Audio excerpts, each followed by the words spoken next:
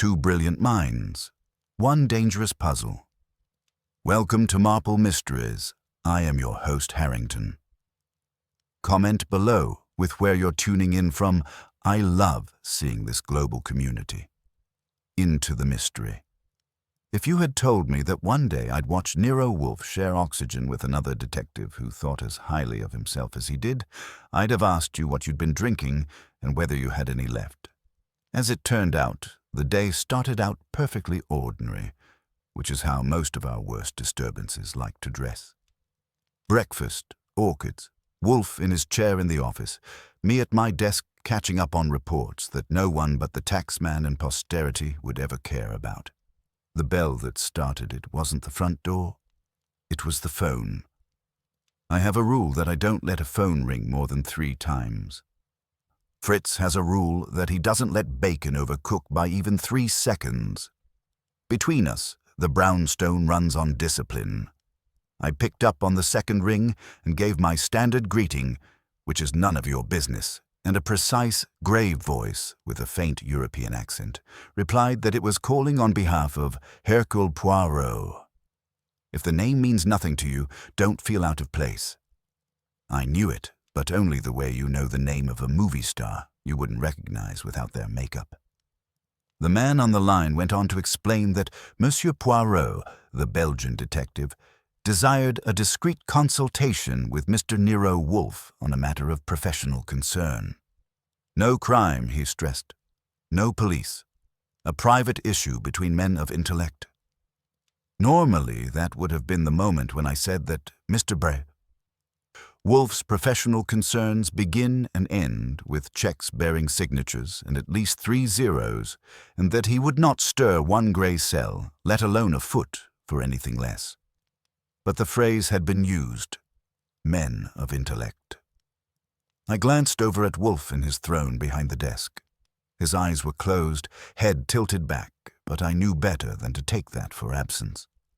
Your employer wishes to consult Mr. Wolfe, I said. On what, exactly? That will be for Mr. Wolfe's ear alone, the voice replied. But I am to say that if Mr. Wolfe refuses, Monsieur Poirot will consider certain steps which Mr. Wolfe may find undesirable. That got my eyebrows up. Wolfe's too, though he didn't open his eyes.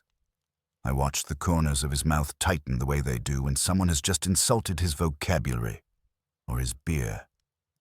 Certain steps, I repeated. Like what? A formal duel at dawn with logic instead of pistols? The man on the line did not laugh. He sounded like the type who files his chuckles away for yearly inventory. Monsieur Poirot has reason to believe that his own reputation, and perhaps Mr. Wolfe's, has been tampered with. Their names, their methods, their cases, misused, exploited by parties unknown. Monsieur Poirot is not a man to tolerate such an indignity. He assumes Mr. Wolfe feels the same. I will say this.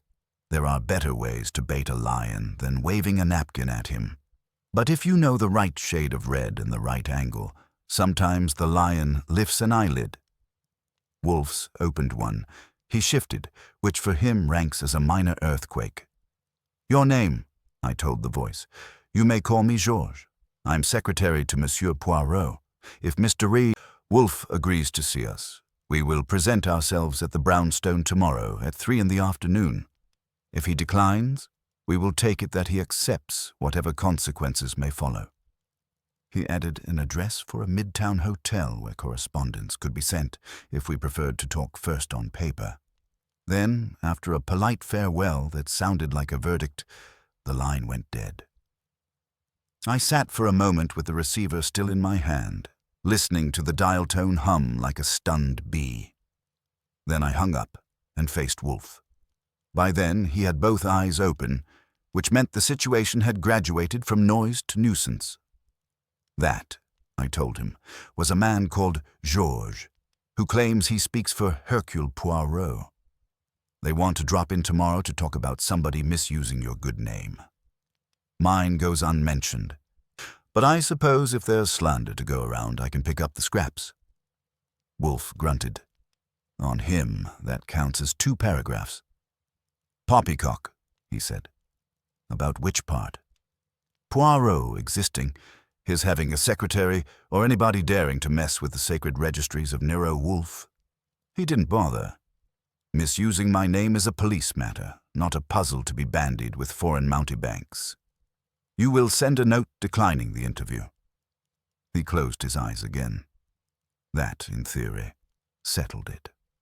I have seen United States senators, homicide inspectors, and millionaires with commodities in free fall bounced off that closed expression like spitballs off a battleship. Still, there were one or two items he hadn't considered, and I'm paid to consider them for him. Before I go digging out the stationery, I said, you might want to hear the part about consequences. Our friend Georges was polite about it, but he had that tone people get when they're telling you they've already pulled the pin. Puis, a theatrical idiocy. The man is a charlatan. Maybe. It could also be that somebody out there is selling Nero Wolfe and Hercule Poirot as a 2-for-1 special, and neither of you is getting a cut. If that's true, it may not be a police matter until the wrong sucker buys in and gets hurt. Then they'll want to know why you let it happen. His eyes opened again. That time they stayed that way. Archie, the day I start worrying about my brand will be the day you may with justice have me confined. I shrugged. Sure, only if somebody is publishing adventures where you and this Belgian gentleman team up to solve crimes with the aid of your psychic poodles, and it convinces some lonely dowager in Ohio to mail her life savings to a post office box in Queens, I might have to testify that I warned you. I had pushed it far enough that Fritz, if he'd been in the room, would have started polishing furniture that didn't need it. But you have to lean on Wolfe in the right spot if you want him to shift. He breathed out through his nose, long and slow. You are not entirely a nitwit, he conceded, though you strain the point. I let that sit quietly. He breathed out through his nose, long and slow. You are not entirely a nitwit, he said, though you strain the point. I let that sit quietly. His mouth twitched. You will telephone Mr. Kramer. That wasn't the name I had expected. Inspector Kramer, I thought you'd rather gargle nails. I would rather not be annoyed, Wolfe said. That indulgence has been denied me. I wish to know whether there has been any recent complaint involving my name, or yours. You will inquire, presenting it as a possible imposture that might interest the police. Right, I said. And when he asks why you suddenly care about your good name, tell him, Wolfe said, that a presumptuous foreigner has threatened consequences. Kramer's curiosity will do the rest. He closed his eyes to show he was done. I went to my desk, spun the phone, and dialed homicide. The sergeant put me through. This better be worth yelling about, Kramer growled. We got a call, I said, from a man who says he's secretary to Hercule Poirot. He claims someone in New York is using their names to pull a fast one and wants to see Wolfe. Before I host that meeting, I wondered if any suckers have walked into your shop saying Nero Wolfe took them. He was silent a moment. No complaints, he said. If there were, I'd already be pounding your bell. If someone's using his name, they've stayed off my sheet. Why? Wolfe want to sue for libel? He wants to stay ahead of the game, I said. If anything turns up with his name on it, you might think of us before you send the wagon. If anything turns up, you'll hear me on your stairs, Kramer said. And if your boss is in on it. He's not, I said. For once, trouble came to him early instead of late. He hung up. I turned back. Wolfe's eyes were open. As expected, he said. The police know nothing. So, a fraud that invokes my name and yet avoids their notice is either paltry or clever. I wish to know which. That sounds like interest, I said. Do I tell our Belgian his threatening tone has charmed you? You will tell him, Wolfe said, that I will see him here tomorrow at 3. Add that I do not leave this house and do not negotiate terms. If he wants my attention, he must accept my conditions. Understood, I said. And the threatened consequences? Puis, The only consequences that concern me are those I devise. Inform Fritz we expect guests. If Monsieur Poirot is civilized, he will drink beer. If not, coffee. I'm going to the plant rooms. I called the hotel, got Georges, and delivered Wolfe's message. Georges took it calmly and confirmed 3 o'clock. Next day I went back to the brownstone early. Fritz had the office polished. He asked whether he should prepare anything more European. I told him to stick to beer and coffee. Wolfe came down at 10 minutes to 3, eased himself into his chair, joined his fingertips, and shut his eyes. At exactly 3, the bell rang. This ring simply arrived when it had said it would. I opened the door. 2 men stood on the stoop. The taller one was narrow and neat in a grey suit, hair combed to a decision, face polite and blank. I knew that had to be Georges. Beside him was a shorter man, solidly built in a dark suit. He had an egg-shaped head, sharp eyes, and a precise moustache. The eyes measured me. "Monsieur Goodwin?" Georges asked. "That's right," I said. "Come in. Mr. Wolfe is waiting." They stepped inside. The shorter man paused, taking in the hallway with one slow sweep, the hat rack, the umbrella stand, the print on the wall. When his gaze came back to me, it held a faint glint. "Ah," he said with a smooth accent. "The celebrated Mr. Archie Goodwin. One hears of you. The legs and the eyes of Mr. Wolfe, yes?" "You must be Monsieur Poirot," I said. He inclined his head. "Hercule Poirot, at your service. This is my secretary, Georges." We shook hands, and I led them to the office. I opened the door and stood aside. Wolfe was in his chair behind the desk, hands steepled, eyes half closed. "Mr. Wolfe," I said, "this is Monsieur Hercule Poirot and Mr. Georges." Wolfe opened his eyes and turned his head. The look he gave Poirot wasn't friendly or unfriendly. It was measuring. Poirot stepped forward a pace. "Monsieur Wolfe," he said quietly, "it is for me a long-desired honor." "You are welcome in my house, Monsieur Poirot," Wolfe said. He didn't move from the chair. "Be seated." Poirot took the red leather chair. Georges sat beside him. I went to my place. Wolfe pulled the bell cord. When Fritz came, he set down beer, coffee, and water. Wolfe took beer. Poirot chose coffee. Georges, water. I waited until Fritz had gone before Wolfe spoke again. "You have come far," Wolfe said, "and you chose to threaten consequences if I refuse to see you. Both annoy me. Since I dislike needless annoyance, you now have my attention. State your business." Poirot's fingers tightened on his cup for a second, then loosened. The moustache tipped upward as he drew in a breath. "Very well," he said. "I will be simple.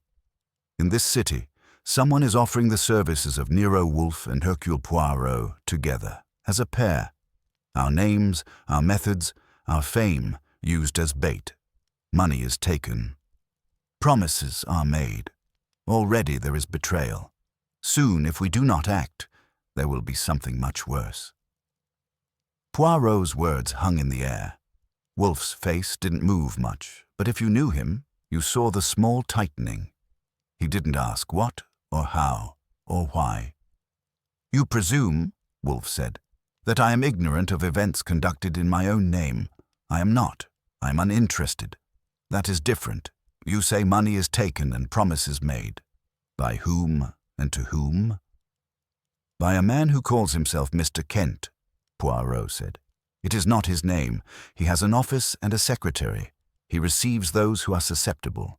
They are told their troubles will be considered by the 2 greatest detectives alive. Their letters will reach you both. Their secrets will be in safe hands. For this, they pay."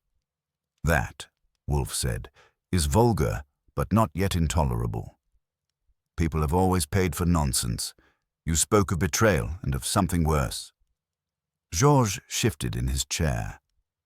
"One of those who paid," Poirot said, "was an American woman of means, Mrs. Lydia Roscott. She came to me in London. She had written to Mr. Kent. She confessed to actions of which she was ashamed. They concerned money, trust, and bending rules for a man she loved. She received an answer on fine paper with your names at the bottom, yours and mine, assuring her we would examine the case and advise her how to put matters right without scandal.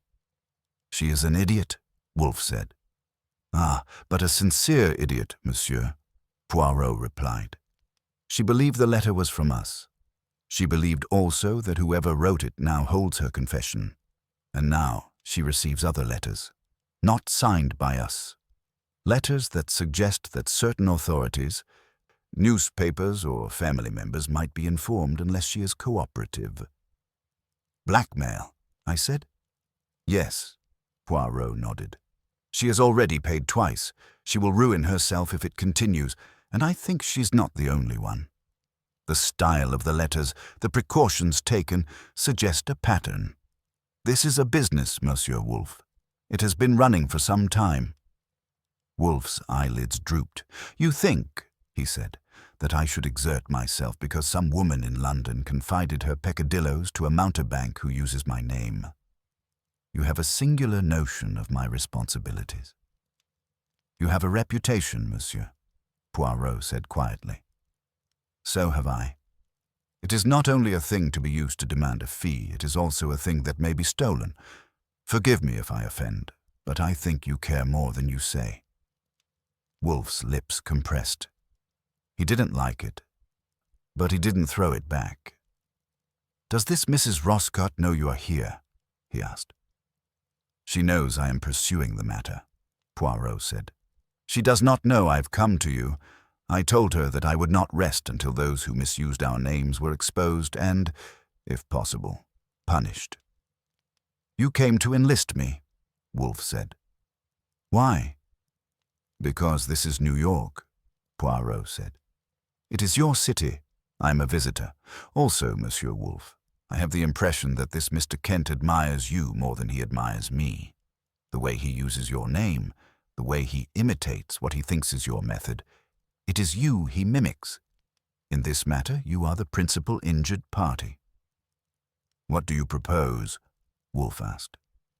I propose first that we learn more about Mr. Kent, Poirot said. Who he is, where he is, how he operates. Your Mr. Goodwin is, I understand, a capable leg man. I also have my methods. Between us, we may obtain a clear picture. Then, when we know enough, we decide what must be done, whether we go to the police, lay a trap, or choose another path. You wish to collaborate, Wolfe said. For this one case, yes, Poirot said. They have paired our names without our consent. Let us show them what it means when Nero Wolfe and Hercule Poirot work upon the same affair. Finally, Wolfe grunted. Archie, he said, have there been any letters or calls here in the last month that mention this alliance with Monsieur Poirot? No, I said. Only the call from Georges. Then the impostor has been cautious, Wolfe said. Very well. I will not have my name yoked to an extortionist's. We will look into it on my terms. You understand, Monsieur Poirot, that I do not defer to you nor you to me. Each of us will act according to his own judgment. But of course, Poirot said, we are professionals. Then we proceed, Wolfe said. Archie, you will escort our guests out and return. I wish to confer with you. Monsieur Poirot, you will leave with Mr. Goodwin the address of this Mr. Kent's office and whatever you possess in the way of letters or envelopes. I will consider our first steps. Poirot rose. Georges produced a folded packet from his briefcase and handed it to me. We did the handshakes. Poirot gave Wolfe a bow and turned away. I took them out. In the hall, Poirot paused and looked around as if fixing the brownstone in his mind. It is good, he said. The house suits the man. I hope, Mr. Goodwin, that we shall work well together. That depends, I said. If Mr. Kent is as clever as he thinks he is, we may both earn our pay. For this, Poirot said, I am prepared. I watched them go down the steps and into a cab. Then I went back to the office to hear what Nero Wolfe, the man who hated being disturbed, intended to do about having his name hijacked for profit. I didn't bother to sit down. Wolfe had his eyes closed again, but the packet George had left was on his desk exactly where I had put it. "Well?" I asked. "Sit," he said, "and be quiet until I have looked." I watched him open the packet. There were 3 letters on cream paper and 2 envelopes. One carried Mrs. Lydia Roscott's English address, the other a mid-town one. The top letter began with assurances that her delicate situation had been given close and compassionate attention, and went on in that syrupy vein. At the bottom were the names Nero Wolfe and Hercule Poirot, as tidy as if they had been printed. Wolfe read the first letter twice, then the second. That one had a harder edge, and asked for a supplemental retainer proportionate to the enormity of the risk. The third, unsigned except for initials, dropped the sympathy and hinted at other channels if cooperation lapsed.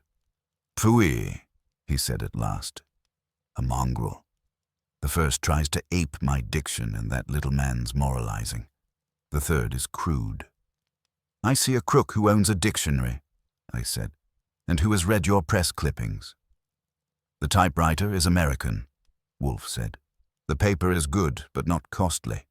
The envelopes show that the first 2 letters went from New York to London by ordinary post. The intervals shorten. Our bandit grew impatient." "And the Midtown address?" I asked. He touched it with a fingertip. "A suite on 47th Street. I know the building. It shelters dentists, brokers, agencies. He hides among them. You will go there." "Today?" I asked. "Now," Wolfe said. "You will go as yourself. Take your cards. Present yourself as a man with a difficulty he is curious to discuss. You will not mention Monsieur Poirot or Mrs. Roscott. You will watch. Faces, reactions, the arrangement of the rooms." "Any particular difficulty I'm carrying?" I asked. "Use one of your own," he said. "You have committed enough indiscretions that one could be dressed as a rich woman's qualm. Do I sign anything?" "You will sign nothing," he snapped, "nor will you leave any written confession.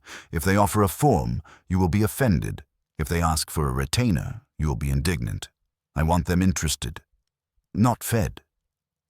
He rang for Fritz and ordered coffee, which meant he intended to stay and think.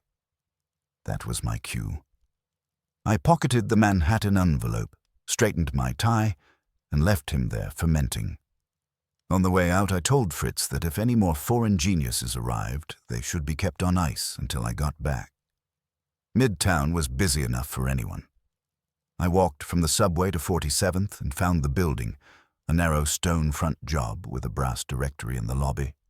On the 4th, a plate read, "International Consultation Bureau." Below, in smaller letters, "Special problems resolved with absolute discretion." That would be our Mr. Kent. No mention of Wolfe or Poirot, but a sensible crook does not paint stolen names in the lobby.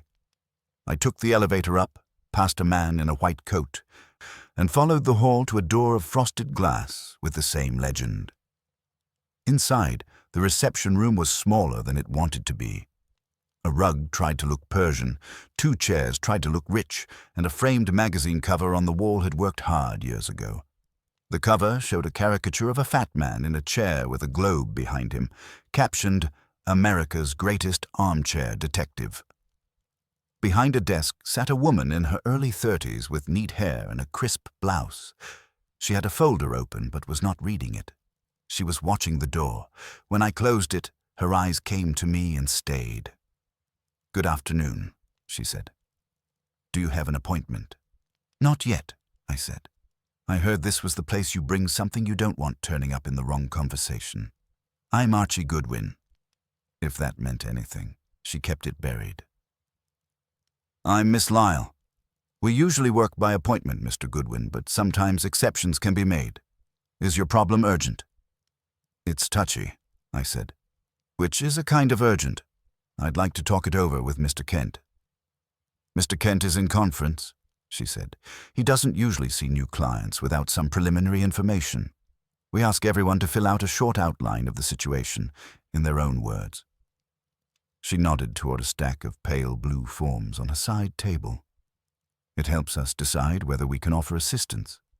I stayed where I was. I don't put delicate matters on paper until I know who is reading them, I said. I can tell Mr. Kent the story out loud. If he's not interested, I haven't left footprints. She stood. Perhaps he can spare a few minutes, she said. Please wait.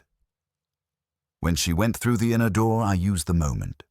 One magazine on the low table lay open to an article titled Two Great Brains of Detection, with photographs of Wolfe and Poirot facing each other across the gutter.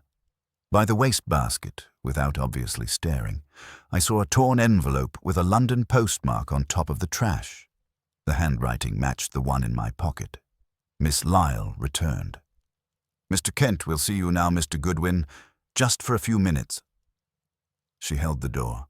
I went through, feeling the case stop being letters on Wolfe's desk and turn into something that could look back at me from the other side of the doorway, with a name and a voice waiting.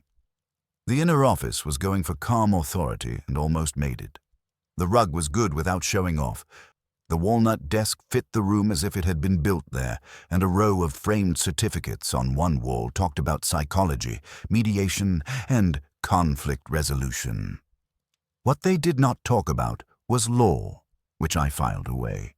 A man who invites written confessions and stays squeaky clean usually likes a diploma saying escrow, where nervous clients can see it. The window behind the desk showed a slice of midtown sky and 2 yards of brick. Behind the desk was Kent. He was early 40s, dark hair with a careful thread of grey at the temples, suit just expensive enough to impress the right people without irritating the others. His grey eyes were neat, like the cuffs of his shirt, and when he looked me over, he did it as if measurements might come in handy later. Mr. Goodwin, he said. Please sit down. The chair in front of the desk was just low enough to give him the visual edge. I let him have it. If a man needs that inch, it's unkind to take it away. I won't take a lot of your time, I said. I heard this is where you bring a difficulty that shouldn't travel through ordinary channels. The kind that makes lawyers sweat and relatives form committees. He smiled, the professional smile, warm and impersonal. We assist clients with complex private situations, he said. The voice was tuned to soothe money. Financial entanglements, delicate emotional matters, family and business disputes. They fear scandal, litigation, exposure. We listen, we analyze, we propose discreet solutions. Sometimes we act on their behalf, very quietly. Our goal is to minimize damage. It sounds almost philanthropic, I told him. Only the version I heard said you also have access to certain special brains. A small movement in the eyes, there and gone. People are comforted by the idea that superior minds exist, he said. When we explain our method, we may allude to well-known examples of analytical rigor. It is a way of speaking, not a literal description of our staff directory. That's nice, I said. Just so we're clear, the well-known example my source mentioned was Nero Wolfe. I work for Nero Wolfe. When your receptionist told you Archie Goodwin was in the lobby, that should have rung a louder bell than it did. He took a beat, then produced another smile, thinner. Ah, that clarifies your interest, he said. We admire Mr. Wolfe and others of comparable reputation. I might say we aspire to the same seriousness. We have never claimed a formal association with him. If some client has misunderstood, don't sell yourself short, I said. Some of your clients get letters on your nice cream paper with both names typed at the bottom. Nero Wolfe and Hercule Poirot. Like a firm. The first letter is full of sympathy about their delicate situation and promises of quiet guidance.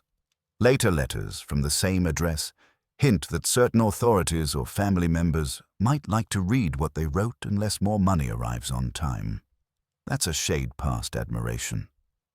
The fingers that had been making lazy patterns on his blotter stopped and stayed stopped. Those are very serious accusations, he said quietly. If someone is misusing our stationery or address, we would be alarmed. We have competitors. We have enemies. It would not be difficult for a malicious party to mimic certain external details of our communications. You're popular, I agreed. The envelopes I've seen carry this street, this floor, and a typewriter that's a brother to yours.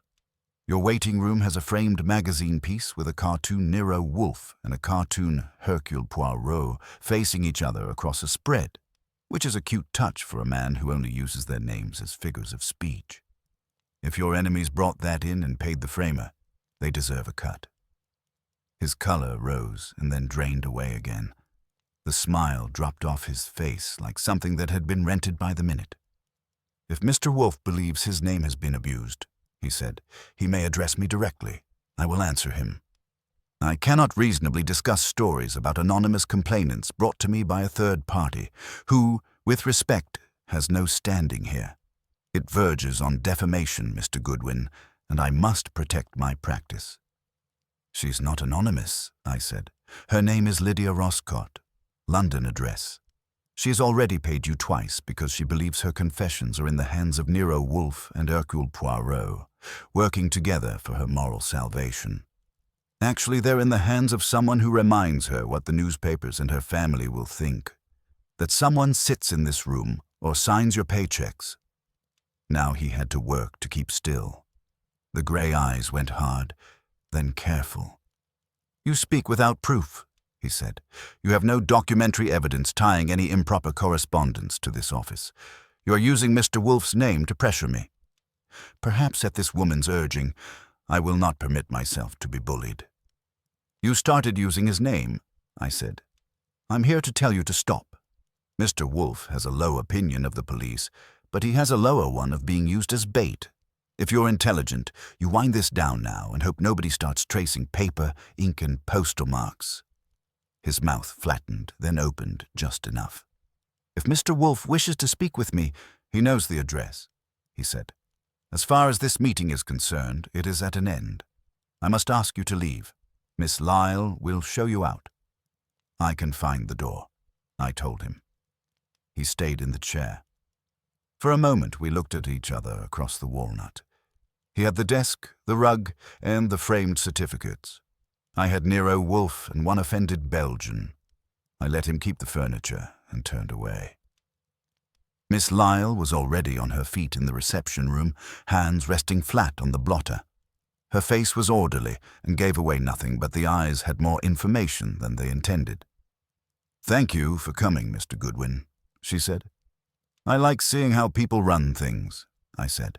If Mr. Kent decides he prefers conversation to subpoenas, he can write to Nero Wolfe, West 35th. The letter will be read. That's not a promise everybody gets from this floor. Her eyes flicked once, quickly, at the mention of subpoenas and returned to neutral. I left her to her blotter and went out, down the hall and into the elevator. On the street the air tasted cleaner, or maybe it was the change of company. I walked 2 blocks, found a payphone, and fed it a coin. When Wolfe answered, I gave him Kent in outline. The tidy office, the polished denial, the talk about metaphors and enemies, and the way his pulse had jumped when Lydia Roscott's name came out. He knows somebody has lifted the rock, I finished. If he sleeps tonight, he's better at it than I think. Pfui, Wolfe said. Come home. The brownstone felt tighter when I stepped in. Nothing obvious had moved. The hall rug lay flat, the umbrella stand minded its manners, and from the kitchen Fritz was doing something to veal that made a strong case for human civilization. But under it there was a new tension, like a room that has heard a word it doesn't approve of. I hung up my hat and went into the office. Wolfe was in his chair behind the desk. Poirot sat in the red chair, compact and composed, ankles crossed, fingertips touching. They both looked at me as if I were the next item on the agenda. You have seen this Mr. Kent? Poirot asked. I've seen him dodge, I said. He knows our names are on his letters and he doesn't like having the fact held up in daylight. We may have hurried whatever he was planning. What happened here? An intrusion, Wolfe said. The syllables had no fat on them. He nodded at the desk. Observe. On the blotter, between the packet of letters Georges had left in Wolfe's pen tray, lay a folded sheet of pale blue paper I had never seen before. It sat there calmly, as if it had always had the right to exist in that spot. "Where did that come from?" I asked. "That," Wolfe said, "is what we require to know. I've been in the plant rooms for the past hour. Fritz has not entered this room. You were out. Monsieur Poirot arrived 20 minutes ago and has remained in that chair. He assures me he has not approached the desk." Poirot inclined his head. "It is exact, Mr. Goodwin," he said. "I entered, I sat, I waited. I heard no one, saw no one. When Monsieur Wolfe came in, the paper was already there." "Someone walked in here," I said, "and left it where you'd be sure to see it, without being noticed." "In my house," Wolfe said. His mouth was a straight line. "That is a trespass I will not ignore." He regarded the blue sheet as if it were something that might wriggle. For Wolfe, that passed for high feeling. "Well," I said, "whoever left it wanted a reaction. We might as well see what they thought was worth the risk." "We will," Wolfe said, "but we will not forget what it implies. A man who can enter this room and touch my desk without detection is either a fool with fortune or an enemy with care.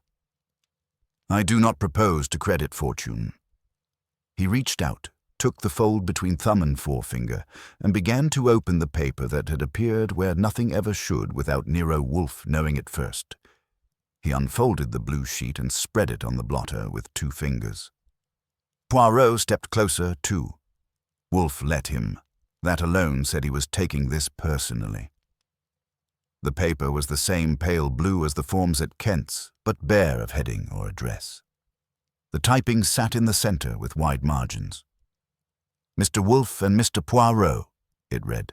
"It is gratifying to see that you take an interest at last in the enterprise that has honored your names. No serious harm has yet been done, and none need be if we understand one another. Your reputations have value. So does the confidence of those who trust you. I propose to continue acting as intermediary and interpreter for your wisdom. You can neither stop this nor improve it. If you interfere further, your client's secrets, past and present, will very soon belong to the world. Consider whether pride is worth that cost." No signature, only one last centered line. "You have already seen what happens when I am inconvenienced." Poirot muttered something in French. Wolfe's eyes went down the page once more. Then he leaned back and left it lying. "Well," I said, "our friend's modest."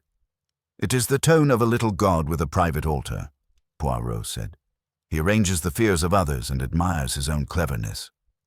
"He also walked into this room and put that on your desk," I said. "That's his idea of style." "I do not admire trespass," Wolfe said, "nor assertions about things I cannot stop. There is a point at which vanity becomes insufferable." His gaze touched the last sentence. "We have already seen what happens when he is inconvenienced. Archie, has anyone connected with us suffered any unexplained annoyance recently?" "Not here," I said. "Out there, the only person we know he's squeezed is Mrs. Roscott." "The fact this letter is here means he had an eye on the brown stone," I added. "I went to Kent's. You went to the orchids. Fritz checked something in the kitchen, and somebody used the gap." "Phooey." "The paper," Wolfe snapped. I touched the corner. "Same weight and color as Kent's forms. The type is close, not identical. The E's are cleaner. Either he has more than one machine or he favors a brand." "He calls himself intermediary and interpreter of your wisdom," Poirot said. "He believes he improves raw material." "Such men make mistakes when the scene does not match their rehearsal." "His business is simple," I said. "He takes confessions meant for you and rents them back in installments." "He also believes we cannot stop him," Wolfe said. "That I resent." He shut his eyes, opened them again, and the decision was there. "Archie, telephone Saul. He is to learn what he can of this Mr. Kent. Leases, banking, habits, associates. Give him the address. He is not to approach Kent. He will observe. That's one call, I said. Anybody else? Yes, Mr. Kramer. He will come tomorrow at 11. You will tell him only that there is an imposture involving my name which may ripen into criminal prosecution, and that I wish to say later I kept him reasonably informed. You bring in the police so soon, monsieur? Poirot asked. I bring Kramer where he can be seen, Wolfe said. If our adversary is watching, let him see I have not confined myself to sulking. Also, if scandal develops, I will not hear Kramer bawl that I excluded him. You will go back to your hotel, Wolfe went on. You will tell Mrs. Roscott that we have reason to believe her tormentor works from New York, that we expect developments, and that she is not to send another dollar here. Any further letters she receives she will forward at once, unanswered. The lady must be kept from fear and from generosity, Poirot said. I went to the phone. Saul picked up and let me talk. When I gave him Kent's name and the floor on 47th, he grunted and said he would start with the landlord and the cleaning women, then work upward, and that if Kent turned out to be a saint, he would send me the bill. Kramer was less friendly. When he heard that a Belgian dandy had walked troubles with Wolfe's name on them into our lap, he asked why we hadn't phoned him first. I told him we hadn't had advance notice on the guest list. After he had expressed his views on foreign detectives, I repeated Wolfe's line about imposture and possible prosecution. He agreed to come at 11 and hung up. When I turned back, Poirot had his hat and the patient look he uses on people who think they are original. Wolfe's eyes were shut, but his fingers were tapping on the chair arm. It becomes more dangerous, Mr. Goodwin, Poirot said to me in the hall. For a man to enter this house unseen, he must have nerve or help or both. I do not like it, but it also informs us. In what way? I asked. In his vanity, he said. If he dares enter the lion's den, it is because he enjoys his own boldness. Sooner or later he will come too close. He went down the steps and away. I shot the bolt on the door. Back in the office, Wolfe had not moved. The blue sheet still lay on the blotter. I did not disturb him.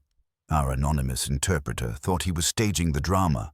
What he did not know yet was that the brownstone already had a theater, and that the red chair in front of Wolfe's desk was reserved for the last act. Kramer came at 11, full of smoke and suspicion. He never visits us in a good mood, and this wasn't either. I took him into the office. He glanced at Poirot and dropped into the yellow chair.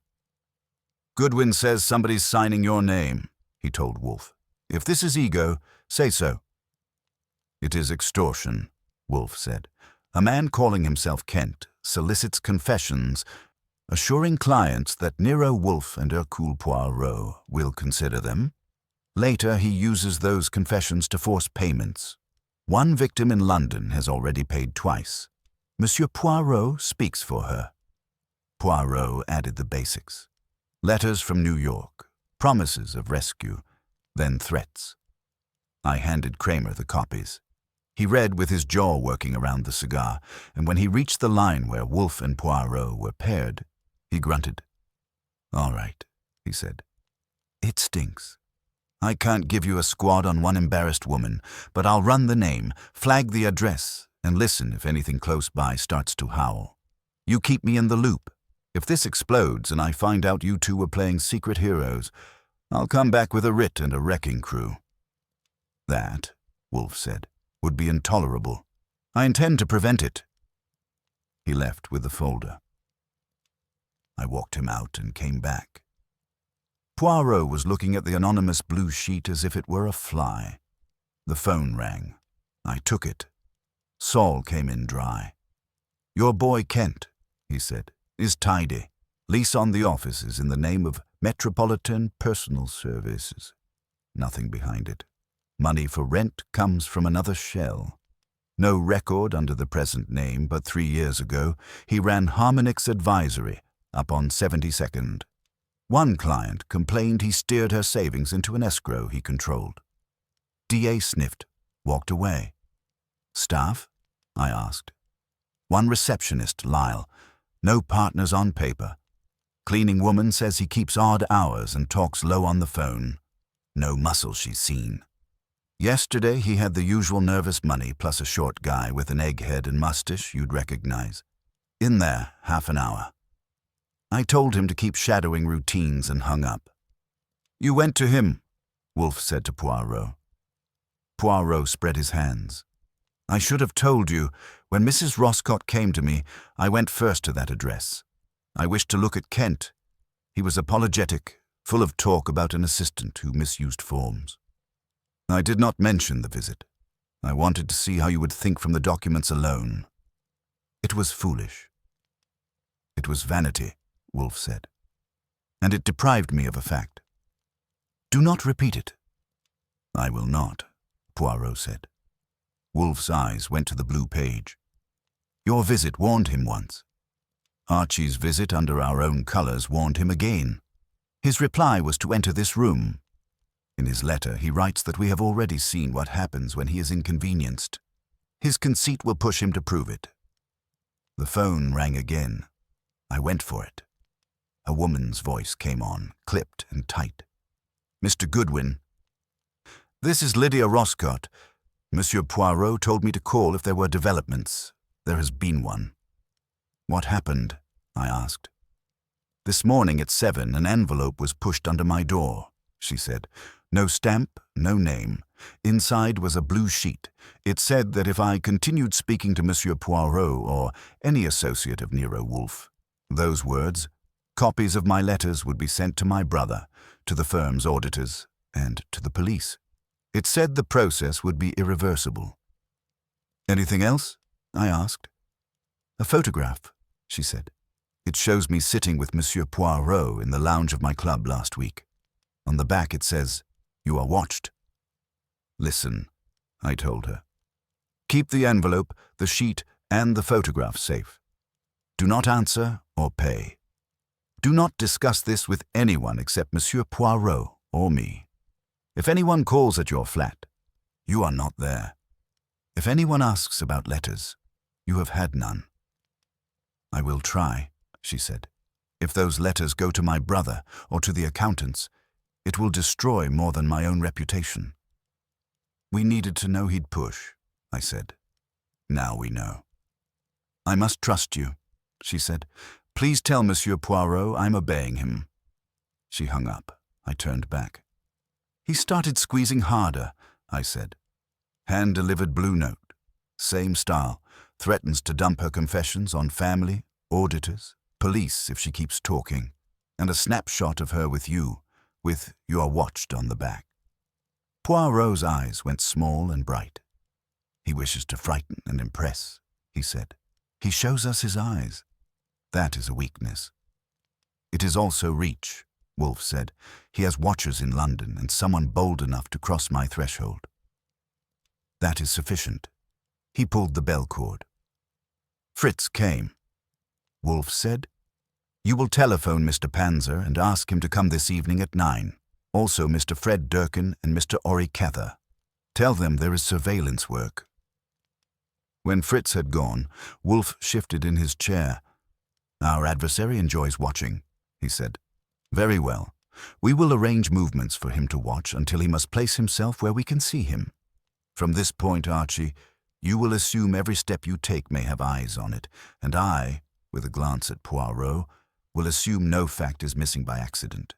We will turn his stage into his snare, or abandon all claim to being men who think. The afternoon before we started the real dance stayed quiet, because Wolfe wanted it that way.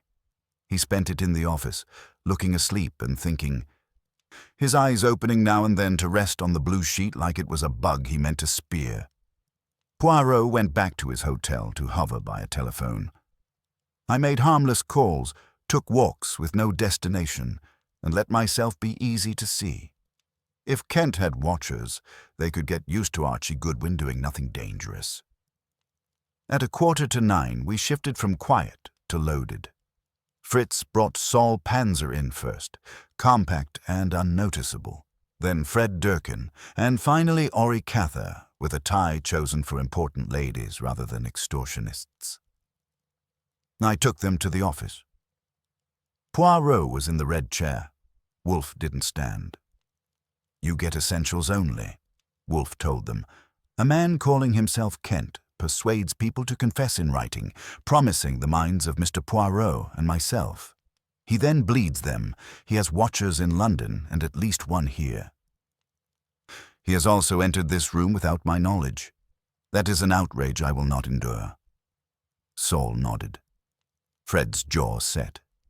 Ori glanced around the office as if expecting to see footprints. "Panzer," Wolfe said, "you will watch Kent, where he goes, whom he meets, who visits him early or late. Durkin, you take the building. Porters, cleaners, other tenants. Who has keys, who has notions. Cather, you shadow Mr. Goodwin. From now on, assume he's under observation. If anyone besides you watches him with interest, I want to know who and how." "I've always wanted a license to tail Archie," Ori said. "I'll try not to nap in public," I told him. They got times and retainers and left. The office felt bigger when the door shut. Wolfe looked at the blue sheet, then at me. "Our adversary thinks we can only dodge his blows," he said. "We will require him to come to us. Tomorrow at 3 you will see Kent again, exactly the hour he first proposed to invade this house. You will tell him that 2 evenings from now, at 8, I shall hold a conference here. Monsieur Poirot will attend. A police officer may attend. 1 or 2 of his more notable dupes will be invited. If he refuses to appear, the conference proceeds without him, and what is decided will go wherever it can be most injurious to him." "He may run," I said. "Flight destroys his apparatus," Wolfe said. "Absence forfeits control. He believes himself cleverer than those he cheats. His vanity will urge him to speak for himself. We will trust his vanity more than his prudence." Poirot nodded. "You form a circle, monsieur, and ask him to step into it." "Then we must have victims and police," Wolfe said. "You will cable Mrs. Roscott for permission to use her letters in confidence. Saul will discover other names. Archie, tomorrow you will also invite, unofficially, a man in the fraud bureau Mr. Kramer respects to attend as an observer." The next morning I devoted myself to being obvious. I let a barber earn $1 he didn't deserve, bought a paper, loitered at a lunch counter, and allowed Ori to trail me. Whether Kent's people were watching I couldn't tell, but if they were, they got a show that scored low for suspense. At 3 o'clock, I went up to the International Consultation Bureau as if I had nowhere better to be. Miss Lyle was at her desk. "Mr. Goodwin," she said. "Mr. Kent can see you." Kent rose when I went in. The grey at his temples behaved. The skin around his eyes didn't. I sat without waiting to be invited. "You come from Mr. Wolfe?" he asked. "From both gentlemen," I said. "They have considered what you were kind enough to drop on Mr. Wolfe's desk." He kept his face blank. "I don't know what you mean." "The unsigned blue sheet advising us that your enterprise can't be stopped and threatening to spread secrets if we try," I said. "If it wasn't yours, you have worse enemies than you thought." He let silence sit between us. "What do they want?" "Mr. Wolfe will hold a conference in his office 2 evenings from now at 8, I told him. Monsieur Poirot will be present. Inspector Kramer may attend informally. Certain people whose letters you have seen or whose money you have accepted may also be there. Mr. Wolfe prefers to avoid a public mess. If you come and show a little sense, there may be solutions that don't involve headlines or indictments." "And if I refuse?" he asked. "Then the conference goes ahead without you," I said. "And whatever conclusions are reached will go to the people best equipped to make your life unpleasant." He studied me. Then his eyes went past my shoulder while he let pride and caution wrestle. The room got so quiet I could hear a typewriter somewhere in the building. Finally he drew a breath. "I will consider it," he said. "You shall have my answer tomorrow." "Tomorrow at 11, I said. "Telephone Mr. Wolfe's office." He didn't like that, but he knew it was the line that ended the scene. I got up and left. In the hallway, walking toward the elevator, I had the sensation of stepping off stage after delivering a cue that decides how the last act runs. I was not betting on humility from him that day. Wolfe had arranged the stage. Now we would see whether our interpreter of wisdom chose to walk into the light or wait to be dragged. The next morning began with the question of whether Kent's vanity or his survival instinct got up first. Wolfe pretended not to care. He spent the time between 9 and 11 with the orchids, leaving me downstairs in the office with the phone staring at the desk. Poirot arrived at 10 and took the red chair without comment. We let the quiet sit. At 11, the phone rang. I had my hand on it before the second ring. "This is Kent," the voice said. "You wanted an answer." "What's the verdict?" I asked. "I'll come. 2 evenings from now, 8 o'clock. I assume there will be no stenographers, no reporters, no circus. If I find you have turned this into a spectacle, Mr. Goodwin, I shall walk out and take other steps." "You're free to walk," I said. "If you bolt, you'll pass a police inspector who already dislikes you. We're trying to spare you the worst mess. 8 o'clock, West 35th, front door." He hung up. 1 minute later, Wolfe came in, smelling of damp earth. I reported. "Of course he comes," Wolfe said. "He cannot endure being spoken of in his absence." He dropped into his chair and joined his fingertips. "Now we must have an audience." Saul had supplied one. Late the previous night he had turned up with 4 names, people who had written to Kent believing they were writing to us and who had then got letters that squeezed instead of helped. 2 refused to be seen near the brownstone.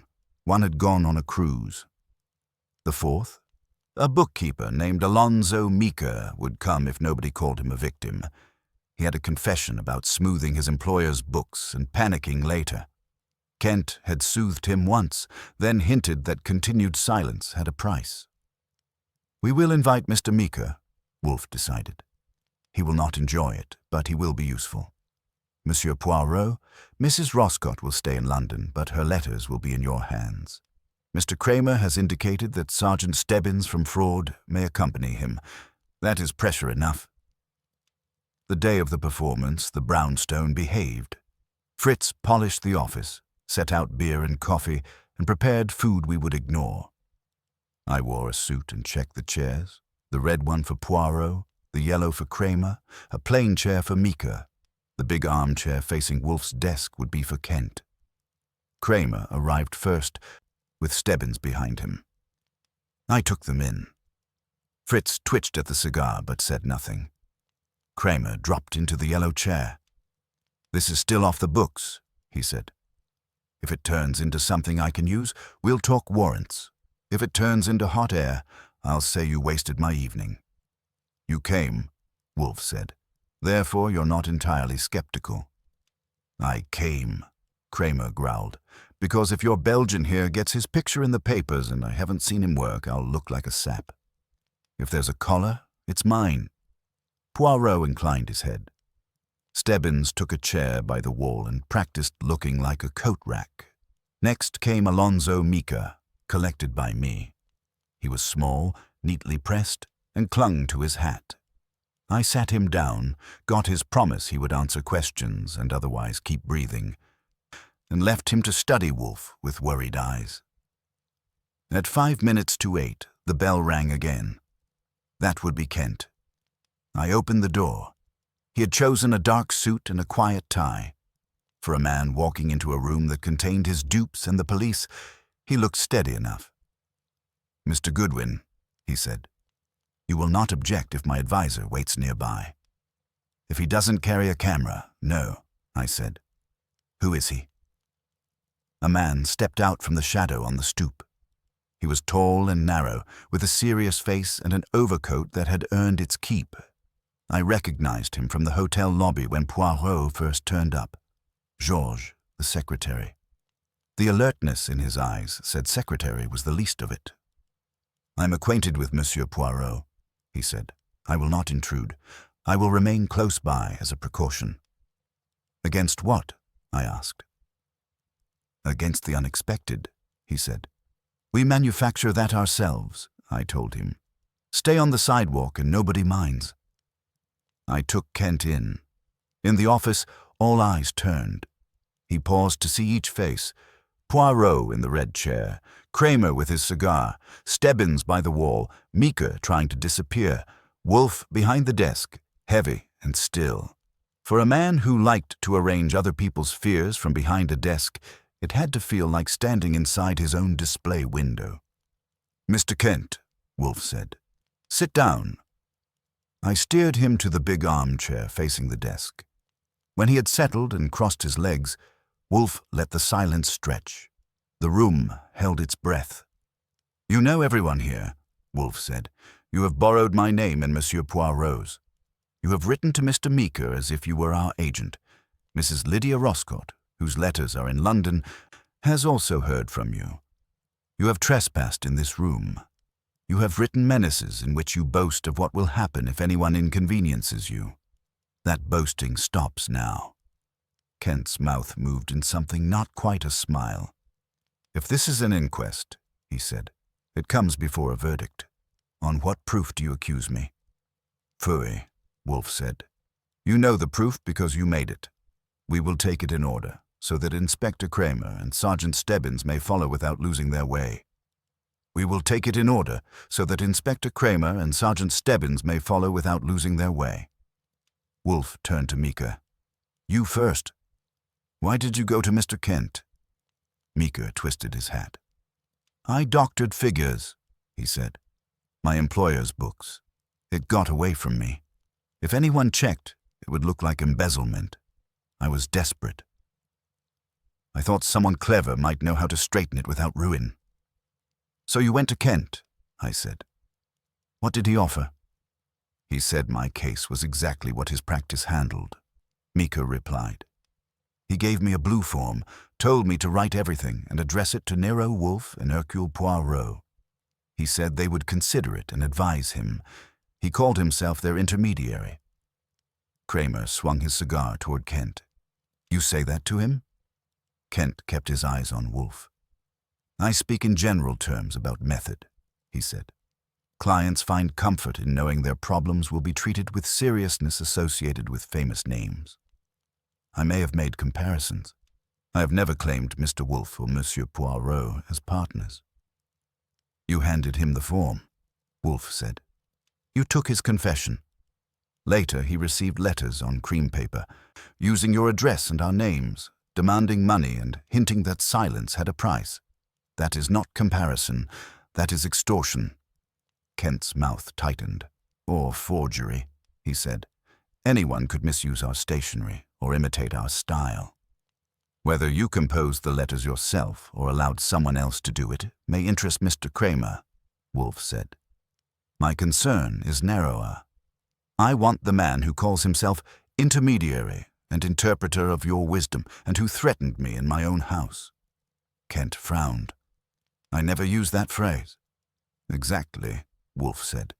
It appears only in the anonymous blue letter left on my desk and in the warning shoved under Mrs. Lydia Roscott's door. Monsieur Poirot. Poirot produced a blue sheet in a plastic sleeve. This came to Mrs. Roscott, he said. It says that if she speaks again to me or to any associate of Nero Wolfe, her letters go to family, auditors, police. It is typed on the same machine as the sheet left here. The same week O, the same dropped R. So, Wolfe said, the man who entered this room also had agents in London. He knows whom Mrs. Roscott meets. He knew she came to Monsieur Poirot and that Monsieur Poirot would come to me. What has he that you lack, Mr. Kent? Constant presence at Monsieur Poirot's side. Charge of his correspondence. Kent said nothing. You, Wolfe went on, run one floor on 47th Street. The first letters to Mrs. Roscott were written before you heard her name. The photograph of her with Monsieur Poirot was taken where you would have been conspicuous. Someone else devised this business. You supplied an office, a receptionist, and blue paper. You are not its author. Kramer growled. If he isn't, who is? Wolfe looked at me. Archie, Mr. Georges is on the sidewalk. Bring him. Kent jerked in his chair. I went out, opened the front door, and found Georges where I had left him, hands in his pockets. "Mr. Wolfe wants you inside," I said. He nodded. "I expected that," he said. I shut the door. "Sit down, Mr. Georges," Wolfe said. "You are secretary to Monsieur Poirot." "For 7 years," Georges said, taking a chair. "I handle his correspondence, appointments, travel. I read most letters before he does." "So you know," Wolfe said, "which writers are rich, which are frightened, which will do anything to keep their secrets. You knew Mrs. Roscott's story before he did. You also knew Monsieur Poirot chose to come here about her case. You telephoned me, announced yourself as his secretary, and hinted at consequences. All this was true enough to pass." Georges kept his voice calm. "I serve Monsieur Poirot," he said. "I do not scheme over his head." "You needed an American accomplice," Wolfe said. "You had met Miss Lyle when she traveled in Europe. Later, she takes a position with Mr. Kent. About then, letters begin to arrive at Kent's office addressed to me and to Monsieur Poirot on blue forms. Kent and Miss Lyle receive the people you select. They invite written confessions. Copies reach you. You divide the proceeds. When a victim weakens, you stiffen him with threats typed on your own machine." He tapped the blue sheets on his desk. "Your vanity betrayed you. You describe yourself as interpreter because that is how you think of yourself, essential go-between. You could not resist proving it. When you first came here, you noted this room and my habits. On another day, when I was upstairs with the orchids and Archie was out, you returned. You had timed my routine. You walked in, laid your unsigned lecture on my desk, and walked out again." Georges' lips thinned. "You assume I have time to play phantom." Poirot spoke, very quiet. "You urged me to take Madame Roscoe at once. You pressed this voyage. You suggested the address on 47th Street before I asked. Always you guided. I thought it loyalty. It was selection." For the first time, Georges looked at him. "You needed selection," he said. "You cannot see what is trivial and what is valuable." I did. "And you thought," I said, "you could do it forever without either of them noticing." Kramer rose and ground out his cigar. "That's enough," he said. "Kent, Georges, stay put. If either of you reaches for a pocket, Stebbins will take it personal. We're going downtown. You can explain your efficiency to the DA." Kramer didn't need diagrams, but Wolfe gave him one anyway. Once Kent and Georges had a cop parked at each shoulder, he told Stebbins to wait and dropped back into the yellow chair, scowling like the city had personally offended him. "You've got them," Wolfe said, "but not yet the shape of what you've got. Our impostors arranged things so the harm stayed just below the level that interests you. It is better if you see it whole." "You've got 1 minute of whole," Kramer growled. "Use it." "Kent," Wolfe said, "sold comfort. He used our names on his blue forms to coax written confessions, took retainers, and passed those papers to his partner. Later, the same clients received threats on finer paper, still under our borrowed prestige. That is not advice. It is extortion."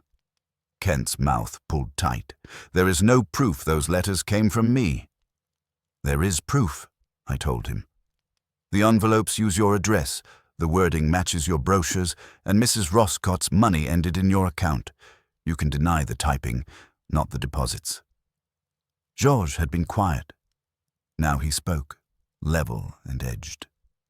"These people were not innocent," he said. "They had cheated, lied, stolen. They wanted absolution without consequence. We discouraged that. We made their secrets cost something. Is that so monstrous?" "Yes," Wolfe said, "because the cost went into your pocket. If they had brought their guilt to us openly, we might have advised confession, restitution, or silence. You sold them fear under false colors. You turned our names into your cudgel." Poirot, who had been watching Georges as if memorizing a stain, finally spoke. "You say we," he said. You mean I. You chose which letters I saw and which you kept. I thought you served my work. You were serving your own profit. For survival, Georges snapped. The smooth surface cracked. You have the luxury of choosing cases that entertain you. The petty thefts, shabby adulteries, frightened clerks. Those bored you. I took what you passed over. I made it matter. You did more, I said. You arranged that people who once trusted him, or Wolfe, would never trust anyone again. That's not survival. That's vandalism. Kramer jabbed the air with his cigar. Fine. I'll let the DA decide whether this smells more like straight blackmail, fraud, or something with Latin in it. Either way, they're coming downtown. Stebbins. Separate cars. I don't want them rehearsing a duet. He pointed at Mika. You show up tomorrow and tell it from the first knock on Kent's door to the last letter you got. Leave anything out and I'll find room for you in their row. They filed out. Kent stiff, Georges composed again, Mika rattling, Kramer and Stebbins as solid as door frames. When the front door closed, the brownstone seemed to grow half an inch. Fritz came in, rescued the ashtray, and withdrew. For the first time since a Belgian voice had come over the telephone, the house felt like it belonged to us. So that's that, I said. No corpse, no smoke bombs, no last-second gun, just 2 men in handcuffs and a lot of embarrassed stationery. Do not underestimate embarrassment, Wolfe said. It ruins more lives than bullets. Poirot's eyes were on the blue sheets. They wrote to us, he said, and we did not answer. That, I think, is what I will remember. You will correct it, Wolfe told him. So shall I. Archie will see that Mrs. Roscoe and Mr. Mika and the others are informed that their tormentors are in custody and that the district attorney intends to treat them as dupes, not partners. In exchange, they will keep quiet and be grateful. Some will talk anyway, I said. Some can't resist an audience. Then they will discover, Wolfe said, that the world is often harsher than any blackmailer. That is not my responsibility. Wolfe settled into his chair and let out a breath from somewhere near his socks. This, he said, has been an odious interruption. Orchids have suffered. I've endured a policeman in my house and a foreign colleague in my chair. And you got your name back, I said, along with a demonstration that even you and Monsieur Poirot can be taken in by your own staff. That ought to keep you humble for 12 minutes. He gave me a narrow look. If this affair is ever set down in writing, he said, I hope the chronicler will refrain from dressing it in gaudy heroics. There was no duel of titans. There were merely 2 men who think for a living, preventing their trade from being counterfeited. Poirot's mustache twitched. You underestimate the appetite of the world for duels of titans, monsieur, he said, but perhaps it is better they never know. The important thing is that those who trusted us, blindly or foolishly, will not be punished for that trust more than they deserve. That, Wolfe admitted, is tolerable. He closed his eyes. For him, that was the official stamp on a finished job. I went to my desk and pulled a fresh notebook toward me. Outside, the city was swapping secrets and selling them cheap. Inside, for the moment, the brownstone held on to its own. Archie, Wolfe said, eyes still shut. Yes. From now on, no one enters this room without your knowledge. No one touches this desk. I'll do what I can, I said. But if either of us were perfect, we'd be unbearable. He made a small sound halfway between a snort and a scent. We will have to be content with adequacy, he said. Speak for yourself, I told him. When I write this up, it's going to sound like Nero Wolfe and Hercule Poirot were very lucky to have Archie Goodwin around. I uncapped my pen. The blue sheet on Wolfe's blotter was just another exhibit now. Outside, people were still writing foolish letters. Inside, at least this one house meant to keep them safe tonight.